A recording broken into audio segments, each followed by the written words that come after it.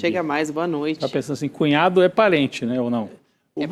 Frase do Brizola, Pois né? é, cunhado não é parente e tal, mas é cunhado nesse caso. Olha, aí a grana não era só parente, a grana dormia junta. É tudo junto. Era tudo junto e misturado e os dois tinham um canal ali direto com o Palácio dos Bandeirantes, com o Tarcísio de Freitas e com o Bolsonaro.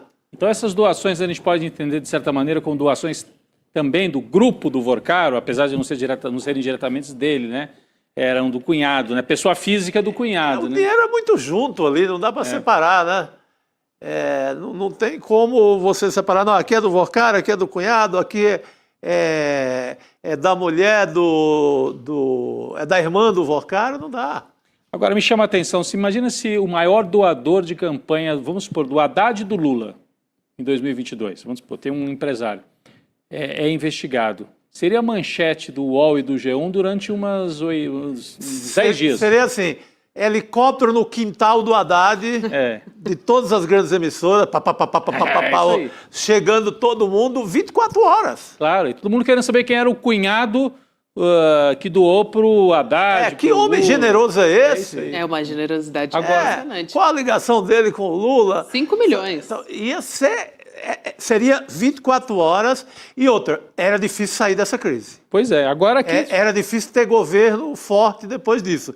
Era para acabar governo. Mas isso não mexe um dedo com o Tarcísio de Freitas, com ninguém. Por quê? Não mexe sequer com o Ibanez Rocha. Eu estou vendo mais destaque para o Nelson Tanuri do que para o cunhado do Vorcaro, doador. E é uma... Por exemplo, na capa do UOL se fala do Nelson Tanuri, que você citou aí, que foi dono até do Jornal do Brasil. Deixou nosso colega sem fundo de garantia. Sem nada. Ele passou o rodo no Jornal do Brasil, Gabi, quando já estava ruim das pernas, ficou com a grana que pôde e ajudou a quebrar de uma vez o Jornal do Brasil. O Nelson Tanuri está aqui. Mas cadê o cunhado do Vorcaro que doou dinheiro pro Tarcísio? Sumiu. Não aparece na capa do UOL. Não, ele fica assim lá no pezinho da matéria. Escondidinho. Ele aparece ali. E tem também um cunhado aqui, lá de BH, da Igreja Lagoinha e etc. Que, aliás, é outro... O Demore, o nosso Leandro Demore postou hoje nas redes sociais uma coisa muito interessante, um palpite que é o grande palpite nacional. Gente, está na hora de investigar essa Igreja da Lagoinha. Pelo amor de Deus, como diz um tal de Chico Sá, né? Pelo amor do meu Padre Cícero. Tudo que todo dia sai um escândalo de lá, ninguém investiga essa igreja. Está na hora, Gabi. Mas tem elementos novos nessa história aí, né, Chico? Quem sabe agora avança, inclusive, para isso. A dica está dada aqui no N2 pelo Chico Sá. A gente vai continuar falando sobre essa história. Já até tangenciamos a parte do Dias Toffoli nessa história da operação e as cobranças explícitas que ele fez para a Polícia Federal. Vamos incluir a Cristina Serra nessa história que está chegando aqui agora e a gente vai trazer um pouco mais de contexto e até os trechos em que ele fala a respeito disso. Cris, boa noite para você. Boa noite. Boa noite, Gabi, Chico e Rodrigo. Vamos lá então, Cris, da gente trazer esses detalhes sobre essa nova fase da operação contra o Master e o Dias Toffoli fazendo essas críticas à atuação da Polícia Federal na condução dessa operação. A gente tem despachos assinados entre os dias 7 e 13 de janeiro, e aí ele diz, com palavras assim bem diretas, está registrando insatisfação com atrasos no cumprimento das ordens judiciais, risco concreto de destruição de provas, e ele também atribui para a Polícia Federal a responsabilidade por eventual prejuízo às investigações. Aí o Dias Toffoli deu prazo de 24 horas para que o diretor-geral da PF dê explicações. O despacho a gente coloca aqui na tela, trazendo todos esses pontos que eu comentei agora. E além das críticas à Polícia Federal, o Dias Toffoli tem mais uma questão na história, porque ele determinou que todos os bens, documentos, materiais apreendidos pela Polícia Federal, agora há pouco a gente falou que teve um celular de um dos alvos dessa operação que foi apreendido também, tudo isso tem que ser lacrado e armazenado na sede do Supremo Tribunal Federal, ordem que também está no despacho que a gente sublinha aí na tela para você. E aí, Cris, a questão toda é a preocupação, inclusive dentro da própria Polícia Federal. A Daniela Lima, jornalista, trouxe essa apuração conversando com os agentes da Polícia Federal, que eles vão tentar entender se precisa de um aval do ministro para avaliar esses dados. Então, o quanto que isso interfere na investigação, vai atrasar, enfim, ou vai impedir pelo menos um avanço?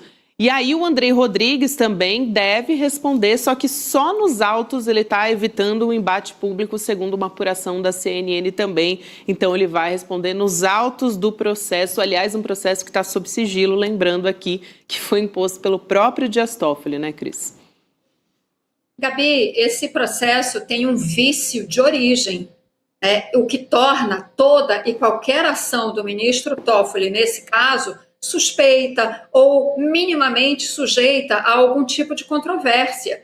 Ele viajou para assistir a final de um campeonato de futebol num jatinho com um advogado do grupo. É de amplo conhecimento, isso tem sido noticiado, que parentes dele têm empresas que estão dentro desta teia gigantesca, desse emaranhado de fraudes, fraudes contra o sistema financeiro de uma maneira geral, mas todo esse emaranhado de empresas de fachada, créditos podres, ativos inflados, etc., etc., uma coisa, inclusive, complicadíssima de entender, né? Mas, enfim, tem sido noticiado que há parentes dele que têm negócios que estão nessa teia, ou que, pelo menos, tangenciam essa teia, aquele reage, aquele grande gestor de fundos, etc., etc. Então, na verdade, o ministro Toffoli só teria uma única ação decente, ética e moral a fazer nesse caso, que é se declarar impedido. Todas as outras ações dele estão contaminadas por esse vício de origem. Eu sei que isso é sonhar, é pedir demais, é claro que ele não vai fazer isso, né? Mas, como eu disse, as ações dele estão sujeitas a muita controvérsia e, diante desta situação dele, me desculpa. Agora, quem é Toffoli para criticar a Polícia Federal? Nesses termos em que ele faz essa crítica num despacho, né? Se queixando, dizendo, né, nem insinuando, dizendo com todas as letras que a Polícia Federal estava tardando, né, a cumprir uma determinada ordem dele, uma determinação dele no processo. Sobre isso, a Polícia Federal também é que tem que se explicar, né? Porque o outro lá, o irmão do Vorcaro, irmão, né? Desculpa, é tanto nome, é tanta gente nessa teia. Esse que doou, né? Milhões. Cunhado. Casado cunhado, com a irmã do... Desculpa, gente. Mas é porque hoje acompanhar esse noticiário não foi fácil. Ele é casado com a Natália Vorcaro, a irmã do Daniel. Perfeito, Chico. Ele é casado com a irmã, é o cunhado. Eu vou fazer aqui na parede da minha casa, aqui, para acompanhar esse caso do Banco Master até o fim, vou desenhar essa teia para não me perder. Boa. Eu faço isso quando eu estou cobrindo casos muito complicados, né, como foi o caso da Braskem, do livro que eu acabei de fazer. Quando eu tenho livros com muitos personagens, tipo 100 anos de solidão, eu fiz isso, perder. A gente tem que fazer isso no caso do Master. Desculpa, gente. É um alívio cômico aqui, né, dentro desse caso todo. Mas já termino. Esse Zettel, né, figura importantíssima, maior doador das campanhas de Tarcísio e Bolsonaro em 2022. Enfim, uma coisa gigantesca que a gente precisa entender. Esse cara estava quase escapando, né? A Polícia Federal chegou a tempo, mas, de fato, quase que deixa o peixe escorregar da rede, né? Então, há alguma preocupação. Essa preocupação, ou enfim, essa queixa do Toffoli faz algum sentido. Enfim, muita gente para dar explicações, né? Nesse caso, a Polícia Federal, explicações o Toffoli tem muitas para dar. Agora, de fato, quem tem as explicações principais a dar são todos esses envolvidos nesta organização criminosa. O Banco Master não é um banco, não é uma instituição financeira, é uma central de crimes contra o sistema financeiro, é uma organização criminosa. Então, todas essas pessoas envolvidas nisso e suas conexões políticas é que precisam explicar ao país o que fizeram, né, toda essa avalanche de fraudes contra o sistema financeiro nacional. Aliás, isso me lembra que lá para o final de dezembro, o Toffoli também pediu uma cariação, nesse caso do Master, sem a provocação da Polícia Federal também, Sim. né?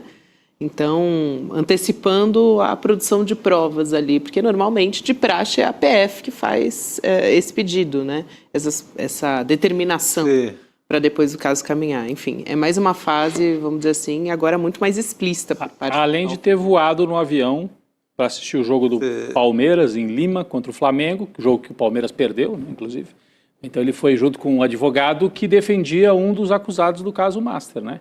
Então o Toffoli tem algumas decisões ou ações um pouco esquisitas, eu diria, nesse caso do Banco Master. Parece uma aflição quase, assim. Eu preciso tomar conta de tudo, eu preciso voar com um advogado, depois eu puxo o caso para o meu lado. Agora eu digo, não pode mexer nos documentos, tem que pedir autorização para mim. Qual é o medo do Toffoli? Que vaze que tipo de informação? Né? É curioso. A gente deixa aqui um ponto de interrogação, mas que está estranho, está. Está muito estranho. Toda a forma que ele administrou desde o começo, a questão da cariação, ela foi quase uma gestão de crise, como se diz. Ela foi quase uma política de comunicação, interferiu demais na história.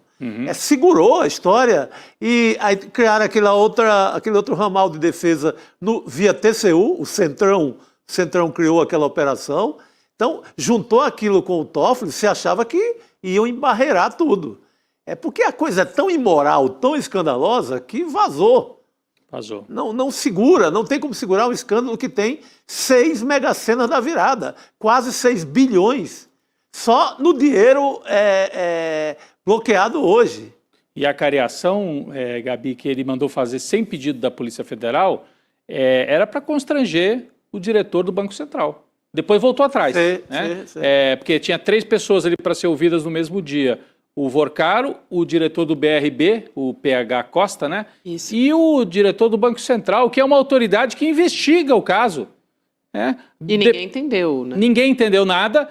Ele, na verdade, era para colocar pressão sobre o Banco Central, para dizer, olha, eu posso provocar danos, eu posso constranger, olha o que eu posso fazer com vocês. Na última hora tirou, porque não fazia sentido a cariação. Mas foi o recado. Sim, e o TCU na mesma linha, né? Na mesma linha. O TCU queria entrar lá com o cão farejador dentro do Banco Central. Sim. Sabe, esse falso Tribunal de Justiça, porque o TCU, lá nas reuniões, eles colocam até toga e tal. O sonho deles é ser da Justiça. Até toga se usa lá, mas é apenas um puxadinho do Congresso. É para auxiliar na área de contas. Sim. Né? Se funcionasse direito, teria um papel interessante, né? Não, mas lá já sabe que é só para político derrotado em eleição, vai para lá, perde a eleição, é importante no partido, arrumam ali na negociação do Congresso, pendura, vira ministro do TCU, como foi o caso desse rapaz aí, o Jonatas de Jesus. Que tem uma relação com o Centrão e com o Arthur Lira. Diga, Cris. Eu quero aproveitar, não, só lembrando aqui, isso que o Chico está falando é muito importante, que as pessoas confundem, porque o nome da instituição ele dá margem à confusão. Né? Ele não é um tribunal, ele não é do poder judiciário. Exato. Né? Ele é um órgão de assessoramento do legislativo. Ponto. Mas eu quero, Chico, lembrar o que o seu xará falou, o Chico Pinheiro, no ICL1, que eu adorei. É um lugar de sinecuras que se torna um valha-couto. Eu amei isso. Sinecura todo mundo sabe, né? Aquela coisa aquele emprego público que você está lá para ganhar o seu capilé, né? E um valha-couto, porque serve, digamos assim, de refúgio, né, para muita gente que vai para lá para fazer esse tipo de coisa que esse Jonathan de Jesus queria fazer, que é pressionar indevidamente o Banco Central. Foi lá, temos que lembrar, em nome da memória nacional, que arrumaram as fictícias pedaladas contra a Dilma. Isso. Foi lá que arrumaram a queda da Dilma. O Eduardo Cunha, junto com toda aquela turma canalha, com o Temer, com o Supremo, com tudo, se reúne e diz, opa, vamos achar alguma coisa, TCU, escala o TCU, arrumaram umas pedaladas fictícias ali, em torno de recursos para a agricultura, e opa, temos tecnicamente aqui algo interessante, vamos tocar adiante. E saiu a queda de uma mulher honestíssima. Sim.